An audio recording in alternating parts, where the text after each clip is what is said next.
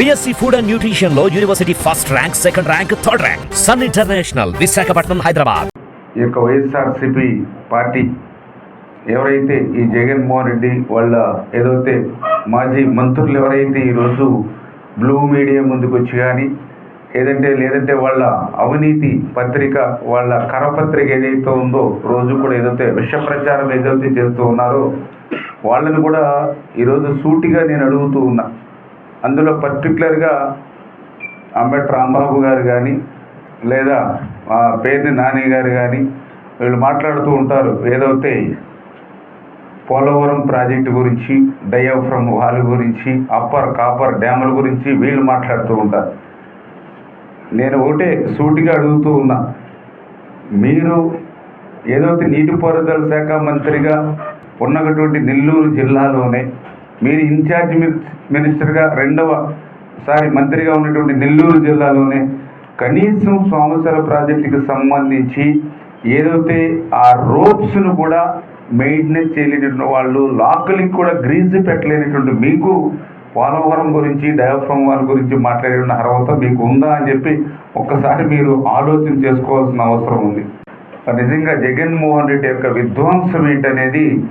ఎక్కడో పోలవరంలోనూ ఎక్కడో అమరావతిలోనే కాదు, నెల్లూరులో ఉన్నటువంటి సోమశిలలో కూడా అతని విధ్వంసం వేళ బయటపడినటువంటి పరిస్థితి. ఏదైతే 2021లో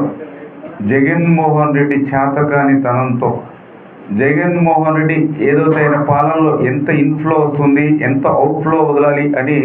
ఫ్లడ్ మేనేజ్మెంట్ కూడా చేసేటువంటి పరిస్థితి లేకపోవడంతో ఆ రోజు అన్నమయ్య ఆనకట్ట కొట్టుకుపోవడం దగ్గర నుంచి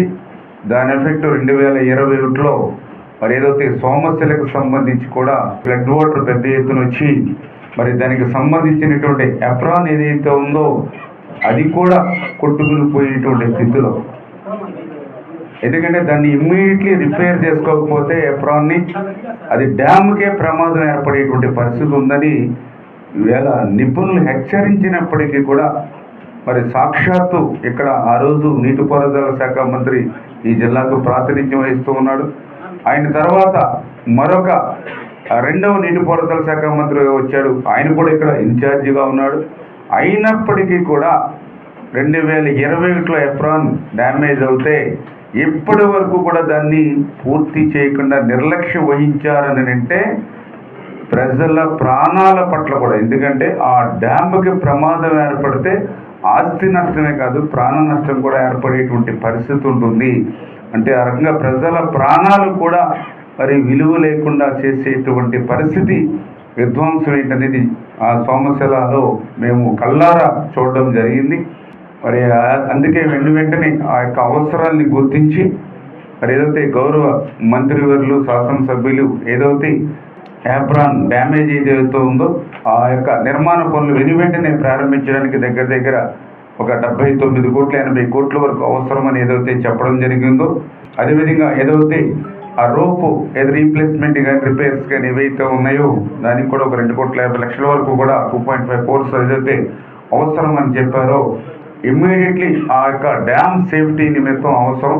అని చేత వాటిని రేపు ముఖ్యమంత్రి చంద్రబాబు నాయుడు గారి దృష్టికి తీసుకెళ్లి ఇమ్మీడియట్లీ వర్క్స్ని ప్రారంభించేటువంటి విధంగా చర్యలు తీసుకుంటామని. ఏదైతే యొక్క ఎర్త్కమ్ డ్యామ్ ఏదైతే ఉందో అది కూడా జారీ, దానికి కూడా దగ్గర ఒక 16 కోట్ల రూపాయలు ఇమ్మీడియట్లీ పెట్టి దాన్ని కూడా నిర్మాణం చేయకపోతే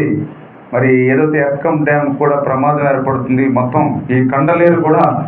మరి నీటిలో గాలిలో కలిసిపోయేటువంటి పరిస్థితి ఉంది అనేటువంటి ఏదైతే ఇప్పుడు ఇంజనీర్లు మా దృష్టికి తీసుకొచ్చారో మరి దాన్ని కూడా రేపు ముఖ్యమంత్రి గారి దృష్టికి తీసుకెళ్ళి అది కూడా ఇమ్మీడియట్లీ ఎమర్జెన్సీ వర్క్గా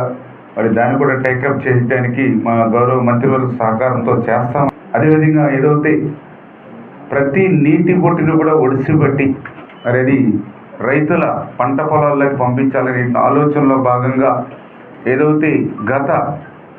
4-5 సంవత్సరాలుగా మెయింటెనెన్స్ లేనటువంటి ఏదైతే వీడి ఏదైతే ఉందో వీడి కానీ, అదేవిధంగా ఏదైతే డీసెల్డింగ్ మరి చేయక ఏదైతే నీరున్నా కూడా కిందకి వెళ్ళనేటువంటి పరిస్థితి ఏదైతే ఉందో దాన్ని దృష్టిలో పెట్టుకొని దానికి కూడా దగ్గర ఏదైతే సోమశిల, తెలుగంగ, ఏదైతే రెగ్యులర్ ఇరిగేషన్ అన్నీ కలిపి దగ్గర ఒక 75 కోట్ల వరకు కూడా మరి అవసరమని ఏదైతే ఇంజనీరింగ్ అధికారులు అంచనా వేశారో దాన్ని కూడా ఎమర్జెన్సీ వర్క్గా రేపు చంద్రబాబు నాయుడు గారి దృష్టిలో తీసుకెళ్ళి అది కూడా టేకప్ చేసి అవి కూడా పూర్తి చేసేటువంటి విధంగా ముందుకెళ్తామని ఈ సందర్భంగా తెలియజేసుకుంటూ, అదేవిధంగా లస్కర్స్ కూడా ఈ ఇరిగేషన్ వ్యవస్థలో చాలా చాలా కీలకం. ప్రతి కిలోమీటర్ని కూడా వాళ్ళ బాధ్యతాయుతంగా రైతుకి నీరు అందించడంలో కానీ, గండ్లు పడితే దాన్ని వెంటనే తెలియజేసేటువంటి విషయంలో కానీ ఉపయోగపడేటువంటి లస్కర్లు ఎవరైతే ఉంటారో, దురదృష్టం కనీసం లస్కర్లకు కూడా గత 3 సంవత్సరాలుగా జీతాలు కూడా ఇవ్వలేనటువంటి దుర్మార్గపు ప్రభుత్వం గత పాలనలో చూసాం. దాన్ని కూడా ఈరోజు ముఖ్యమంత్రి గారి దృష్టికి తీసుకెళ్ళి ఆ లస్కర్లకు కూడా వెంటనే వాళ్ళు పెండింగ్ జీతాలు ఏవైతే ఉన్నాయో అవి ఇవ్వడంతో పాటుగా రాబోయేటువంటి రోజుల్లో కూడా వాళ్ళని మళ్ళీ విధుల్లోకి తీసుకొని సక్రమంగా సాగునీరు అందించే విధంలో వాళ్ళ సాయం కూడా తీసుకుంటామని చెప్పి తెలియజేసుకుంటూ, అదేవిధంగా ఏదైతే ఇంకా కొన్ని గ్రామాలు ఏదైతే ముప్పు గ్రామాలకు సంబంధించి కూడా కొన్ని రిప్రజెంటేషన్స్ ఏదైతే మరి సమస్యలకు సంబంధించి కూడా రావడం జరిగింది. ఖచ్చితంగా వాళ్ళకి కూడా కొంత ప్రయారిటీ ఇచ్చి, ఎందుకంటే వీళ్ళు ఆ రోజు మరి వాళ్ళ గ్రామాన్ని కానీ వాళ్ళ పొలాలు కానీ వదిలి వెళుతూ ఉన్నారంటే అది ఒక త్యాగం. ఎందుకంటే మన పుట్టిన ఊరి మీద మనకి ఎంత మమకారం ఉంటుందో మనందరికీ తెలుసు. కానీ ఏదైతే రైతుల కోసం, ప్రజల కోసం వాళ్ళ ఆస్తుని త్యాగం చేసి వాళ్ళు మనకి ఉపకారం చేసినప్పుడు ఖచ్చితంగా వాళ్ళకు కూడా మనం ఎటువంటి నష్టం లేకుండా చేయాలి. అని చేత ఎవరైతే నిర్వాసితులు ఎవరైతే ఉన్నారో వాళ్ళ రిప్రజెంటేషన్స్ కూడా మరి రాబోయేటువంటి రోజుల్లో మరి అవన్నీ కూడా కోఆర్డినేట్ చేసుకుని సంబంధిత శాసనసభ్యులతో కోఆర్డినేట్ చేసుకుని వాళ్ళకు కూడా న్యాయం జరిగేటువంటి విధంగా పనిచేయాలనేటువంటి ఆలోచన కూడా మా దృష్టిలో ఉంది.